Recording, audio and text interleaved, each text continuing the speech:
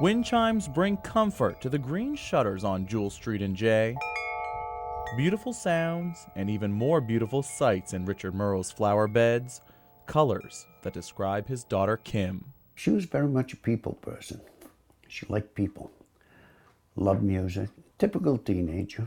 Like the typical teenager she was, nights out with friends were normal. The 9th of May in 1986 was one of those times, but that night didn't end normally. Never returned. And that's 28 years ago. It's been more than a quarter of a century since he's seen his daughter. That same year she disappeared. Pictures in the living room to remember her by, as well as a picture from the National Center for Missing and Exploited Children of what Kim might have looked like today. Received that 2 weeks before Christmas. An emotional gift of what could have been, but Richard is used to unknowns. They've been a part of his life since his daughter left it. Fire rescue, local PD, and state police have spent years trying to solve the case, finding nothing, which Lieutenant Brian McDonough with State Police Major Crimes Unit says only results in assumptions and no hard proof of what actually happened 28 years ago. We think she's deceased. We think that it's a result of foul play. Unfortunately, in this case, we don't have a crime scene and we don't have her remains, which would be very important in bringing this case to closure and solving it. When Kim left with her friend for the night, they met up with 2 other men in their 20s. One of them claimed to have dropped Kim off near her home, saying that she walked the rest of the way during the early morning hours. A storyline that isn't enough for a prosecution. We understand the frustration for the family. We're not living what they're living by any means, but we understand that an arrest cannot be made until a case can be proved.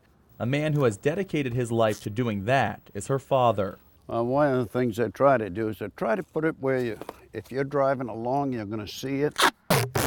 Richard has put up missing persons signs of his daughter since the early 90s, covering over 130 miles of roads in western Maine, all with different colored tape to catch the attention of passers-by.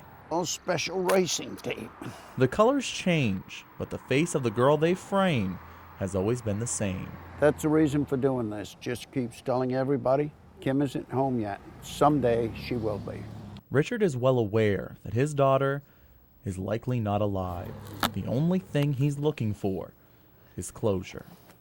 I can't stop. It's my daughter. It's the only thing I can do. I will keep doing it. Richard's signs are titled, "Please help bring Kim home." He knows she probably won't come home to the house with wind chimes. It's here that Richard hopes to lay his daughter to rest so that he can finally engrave May 9th, 1986 on her gravestone. And someday it will happen. I honestly, truly down in my heart believe it. The sooner the better. Until that day, Richard will continue to travel the roads of Maine to remind us about the daughter he'll never forget. Be a glorious day when it does.